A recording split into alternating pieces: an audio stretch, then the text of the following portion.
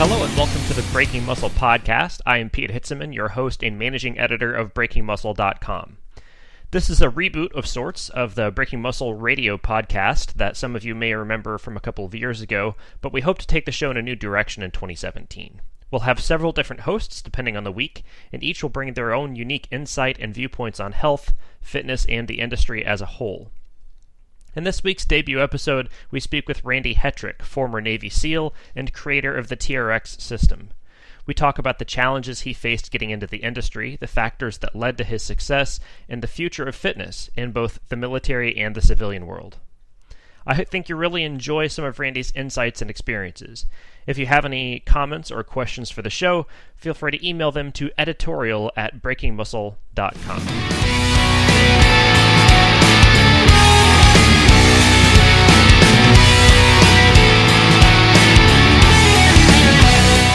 Welcome to the Breaking Muscle Podcast. I'm your host, Pete Hitzman, and joining us today all the way from San Francisco, California, is Randy Hetrick. Randy is the founder and inventor of the TRX training system and a former Navy SEAL, and we're going to talk today about the military takeover of a big portion of the fitness industry. Randy, how are you today? I'm good, Pete. Thanks for having me. Great. So I wanted to talk, before we get into the fitness side of the house, I wanted to talk about your time as a SEAL, because I think that plays a bigger role into what you've been able to do with the business than maybe most people realize. So before you were a SEAL, what were you doing? Before I was a SEAL, I was an undergrad at USC, and I was a rower and a martial artist. Those were sort of my passions during college. Okay. What was your specialty in martial arts? I started doing competing in point tournaments in karate, basically around the LA area, and then really, really early into the Gracie movement that started out of Torrance, just down the road, and I'd been a wrestler in high school, so I got really interested in jiu-jitsu and sort of stuck with that and started competing in jiu-jitsu sport tournaments. Nice. Okay. So already a history in combat sports before even joining. What was you were an undergrad at USC, and did you join before graduation? No, I graduated, and then I took to my surprise, it took me about a year after graduation to get an assignment to Officer Candidate School with a guaranteed slot at a BUD/S class, SEAL selection class. So I spent 8 or 9 months on a painting crew while I was lobbying to break into the special ops community.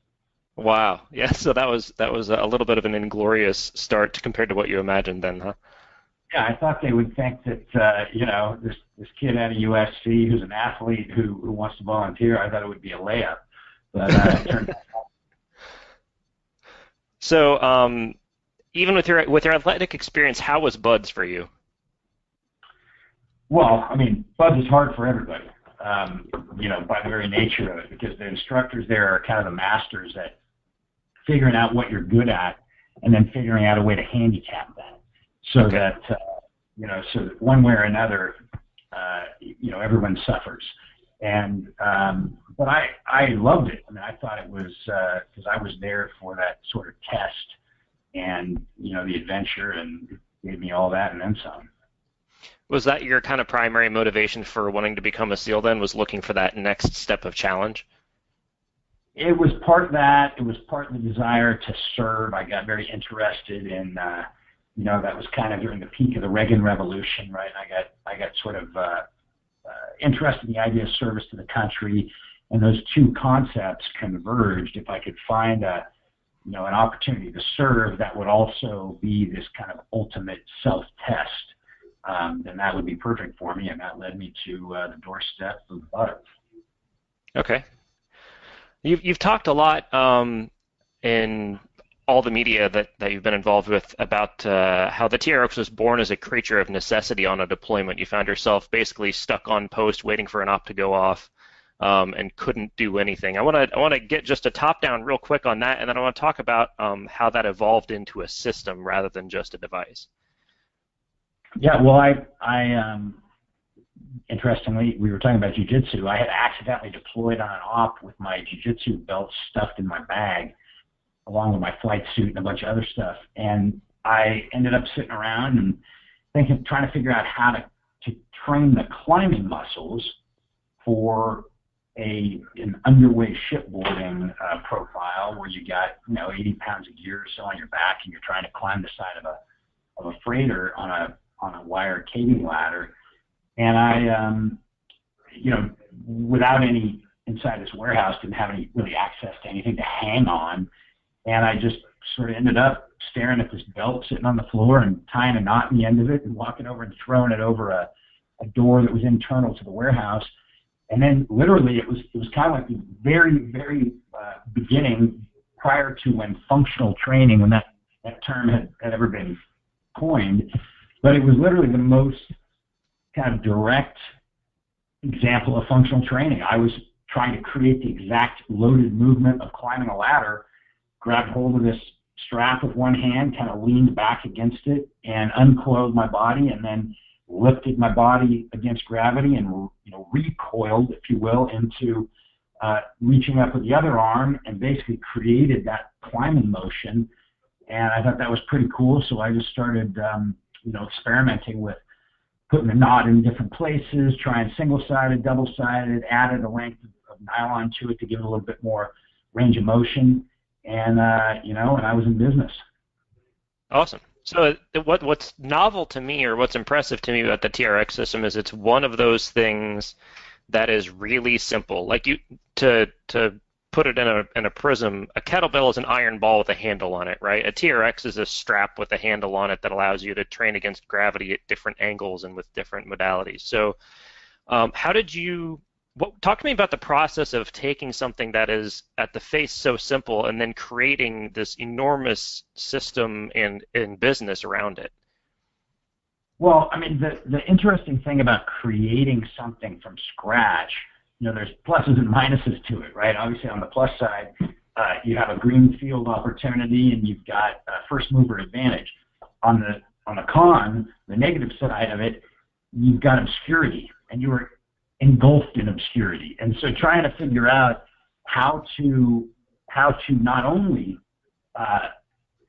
convince somebody else that your invention is worthy of trial, but also let's assume that they say, okay, great, I'll try it. Well, then how do you show them how to use it? And so very quickly, I realized that if I was in front of you showing you how to use these straps, I had like a 95% success rate of closing a sale.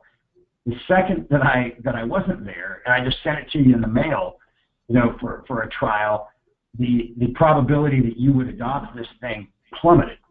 And that led me to, all right, well, I got to figure out a way to scale the knowledge that I would share with you if I could be in person everywhere, which I can't. And that led me to kind of start to create content, originally in the form of a VHS, but then pretty quickly after that, DVDs, and then eventually DVDs, morphed into digital delivery. And then on the education side, I figured out that the only way I would get trainers, and trainers of all kinds, right, to get them excited about this product is if I could equip them with the basic knowledge that they could then go and use with their clients. And that meant that we had to create a course. And so those two kind of initiatives, the content, end user content, and the prosumer education, were fundamental to our business model almost from day one. So what kind of advantages do you think your military training gave you in kind of discovering that path? Because it sounds like, and this may be because we've contracted a story of years into a story of seconds, but it sounds like you had a very clear idea of how to penetrate the market just right from the get-go. Is that a part of your military experience, or is that just a mindset thing? Well, I mean, first of all, I think that you're right. The appearance that I had it all worked out is a factor of us, packing 13 years into about 3 minutes so far in this interview. It took me a little bit bouncing around, and it was really trial and error. Initially, I couldn't figure out why what I just described was true. Hey, if I'm with people, they love this thing. If I'm not with them, they don't give a damn about it. So shit, how do I figure out how to, how to bridge that gap? So it took a while, but once I do think that the military culture of training, I mean, the military during peacetime, its product is training. I mean, actually, its product is readiness, right? And its process is training. Okay. And so that's an interesting mindset, right? That's different than most other ventures in life. There aren't many things that you just train for, and that the actual product is readiness as measured by the relative success with which you execute, that mission. And so that the military, trains 360, well, I don't know, maybe 340 days a year for something. And then during times of war, right, the training goes down because you're literally, executing the missions day after day after day. But I think that it's that training culture out of the military that is, responsible for a lot, and presumably we'll talk some more about that. Mm-hmm. Absolutely. So, do you think that your timing relative to the advent of the digital age was a huge factor in your success, and how did you sort of jump on board that as an early adopter? Well, I think my timing with respect to the rise of functional training was the bigger factor. But okay. Kind of, it's kind of hard to separate the rise of digital from that, because what it did was that it started to make, we were very early adopters to YouTube. In fact, we were so early that YouTube did a big success story case around, ironically, it was like the same time they did one on us and one on GoPro, because both companies were very early movers in figuring out that, hey, you can use this free platform to create great content and deliver it via these brave new handheld devices that everybody's walking around with screens on it. And so yeah, that was pretty fundamental to getting out of that trap of obscurity that I mentioned earlier when you got no money. And I barely had 2 nickels to rub together after my 14 years as a government servant.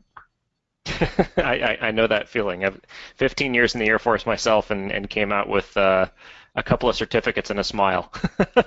The great pile of wealth wasn't quite what I hoped it might be, but it was enough to get going. Yeah, sure. So let's talk about, now you're running this huge company, and you've got, I don't know how many hundreds of people working for you, and you're in every country, and you have a media empire that goes along with your training empire, that goes along with the physical product that you're turning out. What are your daily habits now, and what have you extracted from your time as a SEAL to make yourself more effective as a CEO and a business person? Well, I appreciate the accolades. I think all of those are overstated by probably 2/3. I don't think empire probably, if by the time I croak, we get to be an empire with a small e, I'll be thrilled. I would say that what we've built is a really great little company. We're 50 million in revenue. That's, in the grand scheme of things, that's child's play compared to the Apples of the universe and the big players. But it's been exciting to go from a garage to that level in about 12 years.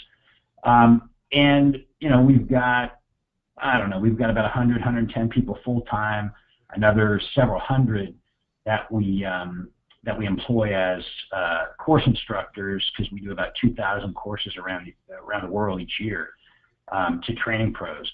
And logistically, that's a pretty complicated business model to execute. And then, yeah, we have an internal content design and curricula design department that builds workouts and programs for all kinds of different users. So it's become a pretty complicated business model, right, for a little venture that started as a strap vendor.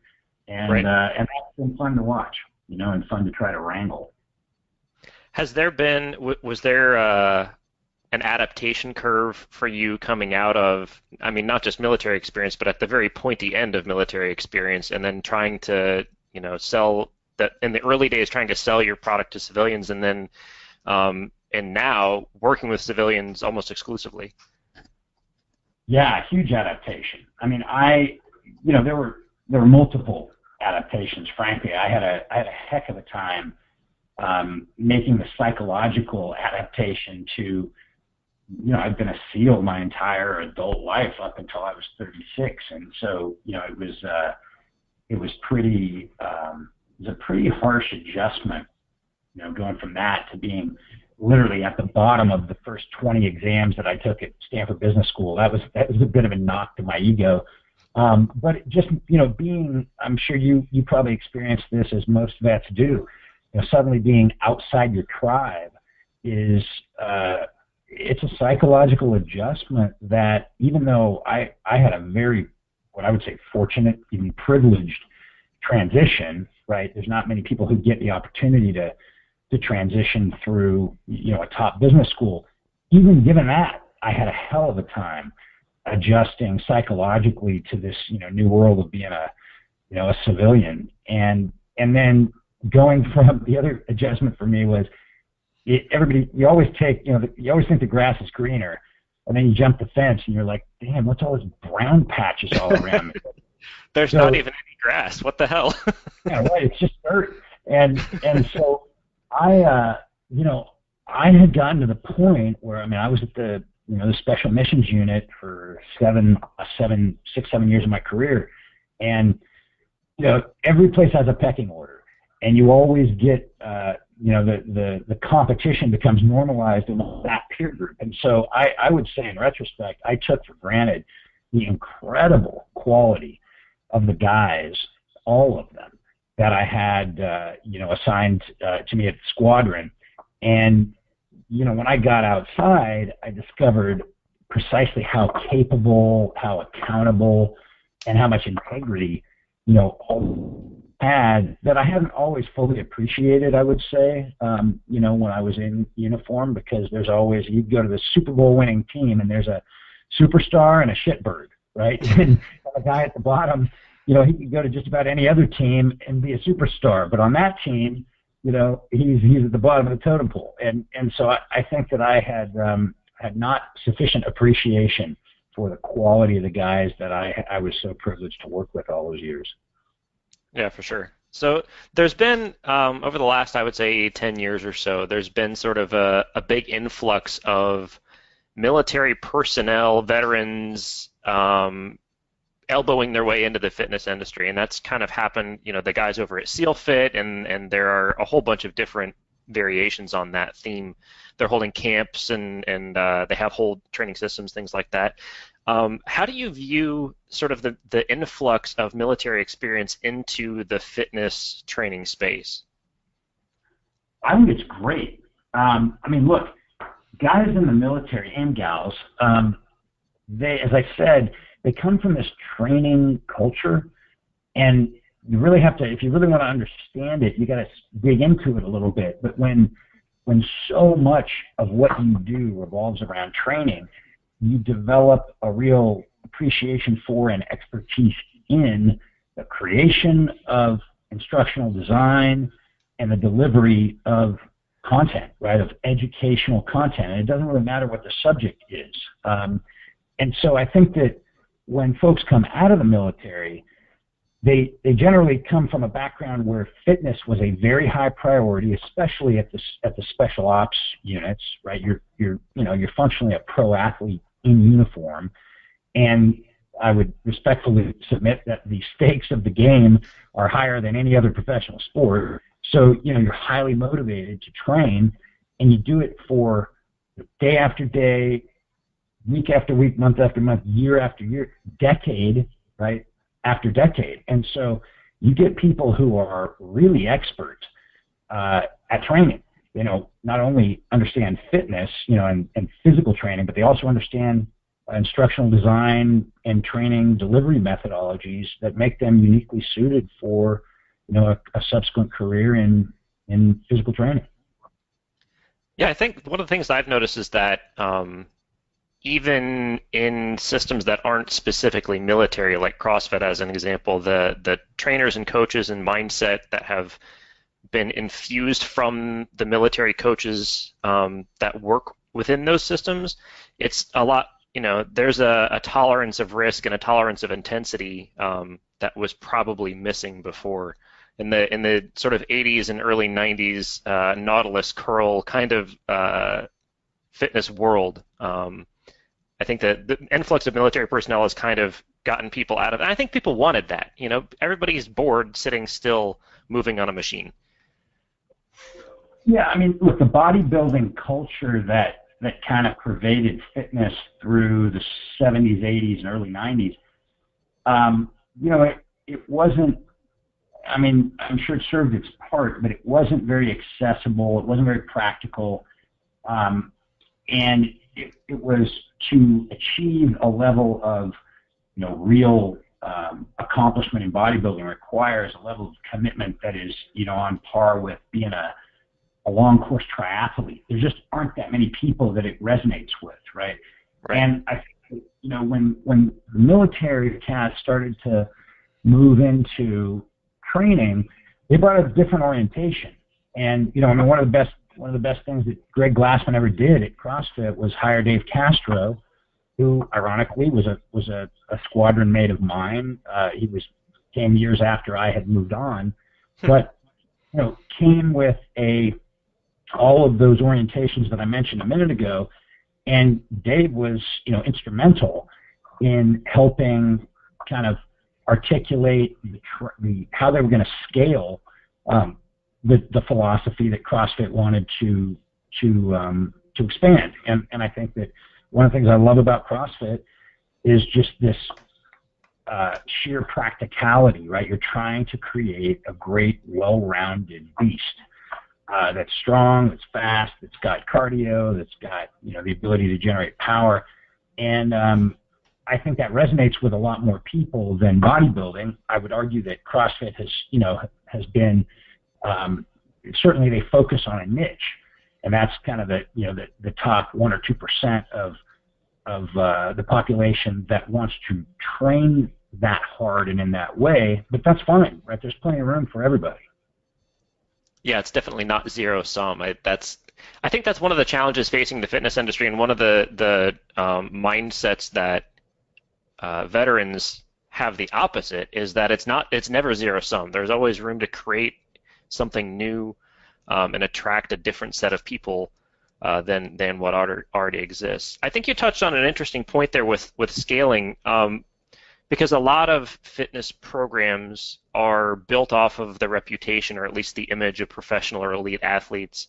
Obviously, TRX has benefited from your reputation as a SEAL in some way. So the other side of that is that obviously not everybody can train the way that you trained, the way that professional athletes train. So talk about how did, as a SEAL, you train at an extremely high level, and now you've created a system that can train almost anyone at almost any level, provided they have something to hang a strap off of, right? So how did you sort of come up with the idea to make something that can hit everybody? Well, I didn't originally have that idea, right? I mean, a lot of part of being a successful entrepreneur, right, is being nimble and having your head on a swivel and always kind of being on the lookout for opportunities. And so what happened with me is, I mean, I thought this was a damn commando tool, right? That's what I created it for. And by that I mean it had this unique ability to allow someone to load their body up in an unstable environment. And so when you take stability down and load up, right, you get a very elite end of the spectrum kind of challenge. Well, I found out, bizarrely, actually it started with, buddies who had gotten dinged up in the war and were either rehabbing or had lost a limb.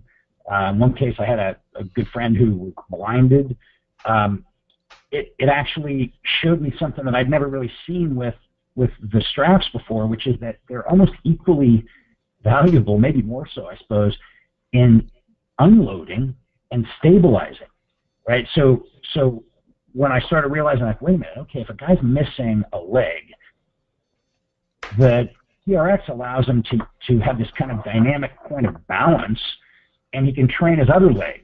and he can support, half his body weight with his upper body if he wants, right? And that kind of led to, we started to get interested in the rehab space, and that space led into seniors who are the quintessential example basically of a capable machine, but that has certain limitations. And so how do you help a senior do a squat? Well, you allow them to unload some of their weight on their arms, and you give them a point of stability so they don't topple over if their balance is compromised.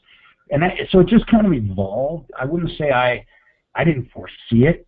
I just, as I saw it starting to be applied in physical therapy contexts, we embraced it. I think that, that's what we deserve credit for, not having great foresight.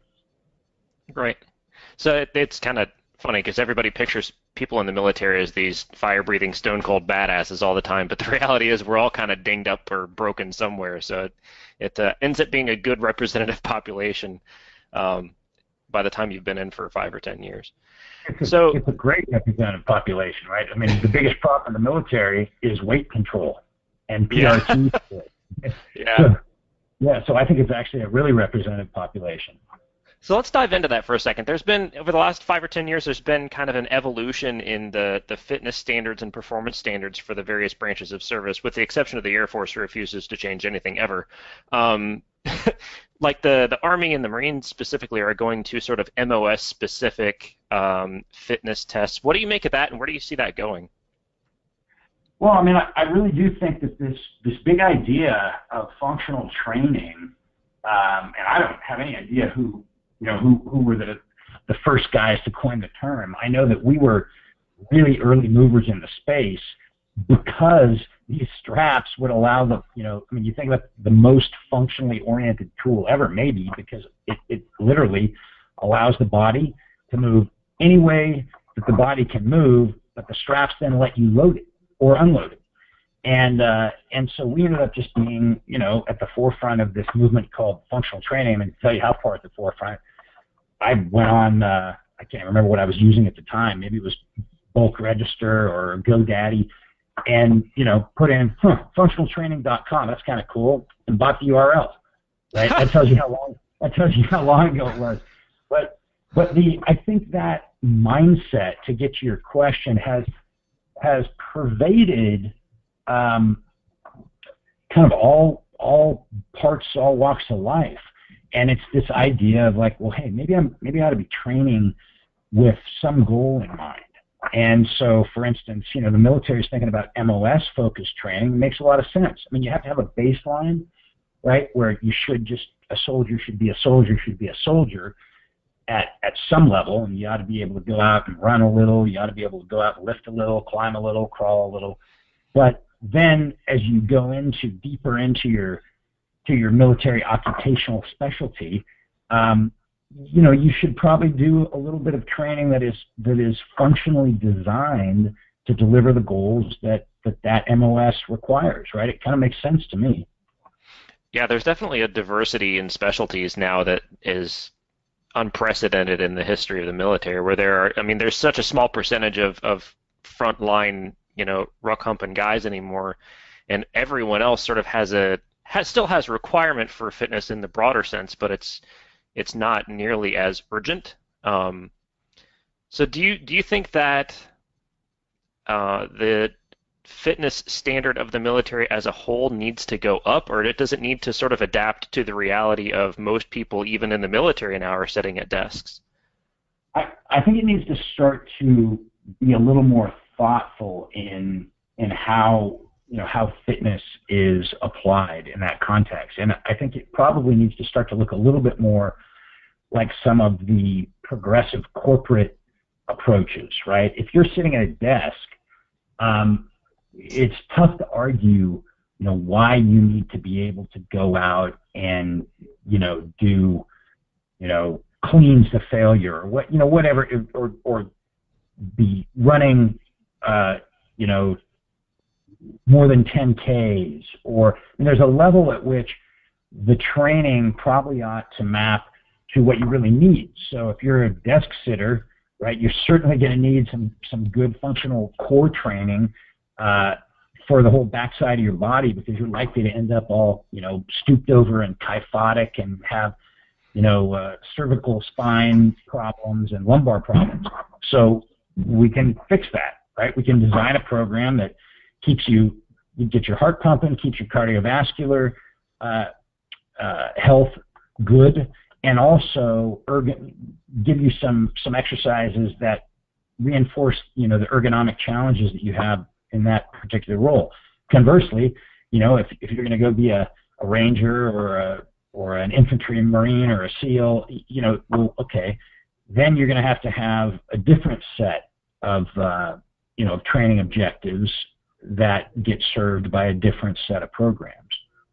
Yeah, I think that's a really interesting point, that maybe the conversation that needs to happen at sort of the Pentagon level is a shift from physical fitness training for capability to physical fitness training for health, because that's, for the majority of the forces and for the majority of the general population, is the biggest challenge facing us.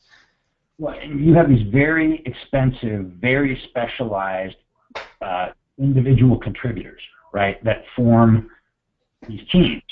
And when one of those guys or gals is out because they have a health-related issue, it's a significant degradation to the capability of that team, and it's such a unique skill set that it may have taken 20 years, to train that individual to that level, a good 10 years. And so, probably that person's fitness routine ought to be designed to keep them in the game and to keep them from getting hurt, or to keep them from having heart failure from a stress-related career, or from getting obese and getting booted based on that criteria. So yeah, I think it's probably time for the military to take another look at the way that it views fitness. Yeah, for sure. The last several years of my career were spent in Intel, which is a lot of sitting in dark rooms, staring at monitors at odd hours of the day. So it definitely, for me, I noticed as I got fitter, I was way more attentive, and I could handle, those 3 a.m. stare at the video until your eyes bleed kind of stuff, which sounds like not a fitness thing, but there's definitely carryover anyway, because I was training so hard on the outside. So, go ahead. I was done. Oh, I was just going to say there's a lot of things going on in the corporate world now that are looking at the integration of periodic mini fitness activities throughout the day and measuring the increased performance that comes with that. It's the getting up once an hour, going over, and hopefully you've got a TRX suspension trainer mounted to the wall, knocking out a set of stretches or one set of squat rows, or some standing planks or some standing plank marches. Something that isn't going to cause you to bust into a sweat and soak through your work clothes, but that will sort of pick up your heart rate, activate your muscles, refocus your mind, get a little bit of blood pumping, maybe even unleash a few endorphins, and then go back to what you were doing. Right, and you take 5 minutes to do that, and you may gain, 30-40% acuity in your alertness and your sort of mental agility. And so I think there's going to be some interesting stuff coming out over the next few years that integrates wearables with some activity in the corporate environment. And I would guess that 10 years from now, we'll all be working a little differently with respect to fitness breaks. You got to think Google's already doing it. They just haven't talked about it yet. Yeah, probably. So I know probably, like me, veteran service organizations for me play or have a very dear place in my heart. Do you have a favorite VSO that you work with, or several of them? Yeah, I mean, so at TRX, basically our entire philanthropic focus is veteran support organizations, and that's because obviously that's where I came from. It's an area where small companies can do a lot of good, right, relative to some of the other charitable opportunities that are out there that the behemoths pretty much dominate. But supporting vets is something that we're super passionate about. We have a we never wanted to be an organization, a vet organization. We wanted to support, a whole host of vet organizations, and so our efforts are fairly long-legged. But right now, we're focusing a lot on the Boulder Crest Retreat, which is a great organization in the Blue Ridge Mountains. They actually just bought a second campus in Arizona, and they support about 800 vets and their family per year through a transition experience where vets can go with their families and help kind of frame their next chapters and maybe reframe some of the trauma that they've experienced and try to turn it into assets. But I'm also passionate about transition. And, as I mentioned, I had a very privileged one, and I still had trouble. And I find that a lot of vets have a hard time articulating. I mean, they have these enormous skill sets, right? Enormously valuable to the civilian world, but they have a hard time sometimes articulating their assets in terms that a civilian hiring manager understands. And so, I really I spend a fair bit of time helping vets that come into my network, helping them, frame up their resumes and think about how to position themselves and their skills. But there's organizations that I really like. There's a group called the Entrepreneurship Boot Camp for Veterans, EBV. Very helpful. A group that my buddy Brian Stan runs called Hire Heroes, which helps, particularly on the enlisted side, helps enlisted vets, package themselves and find jobs that that are exciting next chapters. There's a group called Veterans Alternative. I mean, we do a Raider Project. So those 5 or 6 are the ones that we're really focused on right now. But we've basically got a good 10 years of vet organization support behind us at this point, and we every time somebody new pops up, we try to figure out how we can help. Nice, very good. Yeah, I think that transition piece is one that's only recently started to get some attention in the overall sort of charity space, I guess. There's been obviously a huge and necessary focus on wounded warriors and things like that, but there are a huge number of transitioning veterans, and especially transitioning frontline combat veterans that, like you say, have been jacks of so many trades, but how do you put that on a resume? How do you market that to a civilian employer that doesn't really understand what it means to pull an MRAP out of a bog in Afghanistan while you're being shot at? Yeah, precisely, right? How do you distill that down? But when you're hiring, it's one of the riskiest moments of a business operator's life is hiring, because one bad hire is potentially destabilizes your entire team. And one of the things that I always tell people is, hey, the 2 most important qualities that we try to screen for at TRX are integrity and accountability. Because if you have those 2 things, right, skill-specific or specific skills can be built on top of those. If you don't have those things, and it's pretty hard to screen for those things, then it's a crapshoot as to whether that individual is going to be successful. And the military does a very good job. It's not perfect, but it's quite a good job of identifying people that have integrity, and then from the day you join the military, it's all about accountability.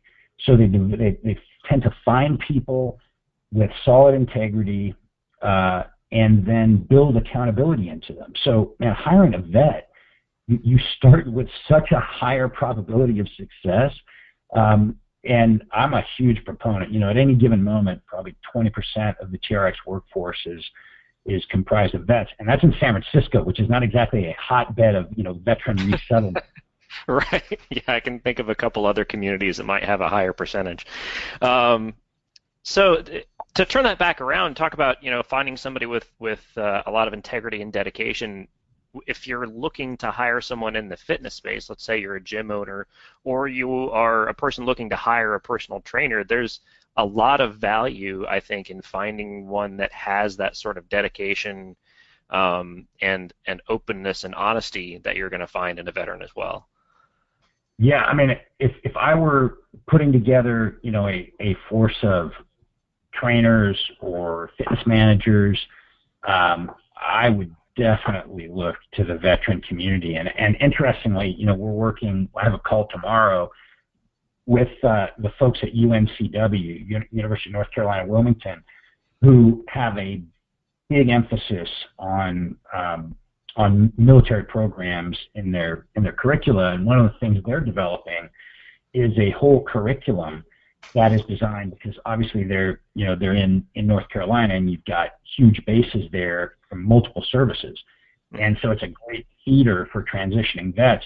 And they have exactly this thesis, Pete, which is that, hey, we'll take our students that are coming out of the military, put them into a 4-year program here, and one of the things that we will give them in addition to their broader course of study is we will put them through a certification and give them a personal training certification and give them the basics in exercise physiology so that they can take that sort of institutional training knowledge and culture that they brought from service, and immediately upon graduation, if they're interested in, they can either go to a local gym and get a job while they're trying to figure out what their next steps are, or they can actually plug in and pursue a whole career in the training universe. And I think it's an incredible program. Yeah, that sounds really really unique, and very valuable offering from them.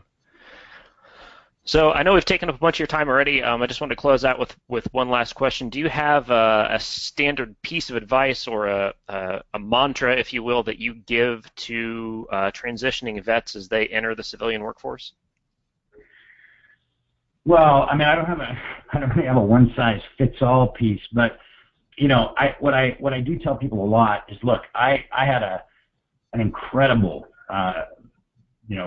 first career, which was the 14 years that I spent as a SEAL. And when I left service, one of the things that I was really, really worried about was, man, am I ever going to find a chapter again that had that kind of purpose and excitement and intrinsic reward? But the answer is, yeah, I did. And I found one that was, turns out to have been every bit as challenging and interesting, completely different. And so I always tell vets that are transitioning, hey, don't be afraid of the next step. I encourage people, it's easy to go straight into what you know, so to go into security work or contracting. But I always encourage people not to just default to that, because it's pretty rewarding to get to be, a cat that's lived multiple chapters and that have fundamentally different characteristics about, each one of those chapters. It's a great reward if you can pull it off, and I think most everybody can. Yeah, there is life after enlistment, which is something that's hard to think about, especially guys like me that I got in right out of high school. So that was most of what I knew was being in the military and having that sort of security and that consistent culture everywhere I went, where I knew what to expect all the time. So there is life after enlistment, and you'll find it. It doesn't have to be a terrifying thing, although it will be terrifying sometimes. Yeah, well, it will be, but if you play, you always want to play to your strengths, and you always want to figure out what your own unique point of differentiation is. And so if you are a vet and you just jump into a next chapter that's filled with vets, well, arguably you're not differentiated at all. I would argue that you've got some amazing assets. You have to figure out how to position them and how to package them. But I would encourage, vets to go out into areas that they're excited about, passionate about, and that they bring a lot of really unique skills and experience to that maybe the other, competitors out there in that space don't have. Yeah, absolutely. Don't be afraid to stand out. Randy, thank you so much for your time today. This has been a great chat. I've learned a lot from you. And when people are looking for you, they can find you everywhere that there is a website that says TRX on it, I think. TRXtraining.com, I think, is your main hub. That is correct. And we're at TRX Training in all our social stuff, and at Randy Hetrick if you want to see the kooky stuff that I'm up to in addition to the company. Outstanding. Thank you so much for your time. We'll chat again. All right, Pete. Thanks. Bye-bye. Thank you. Bye-bye.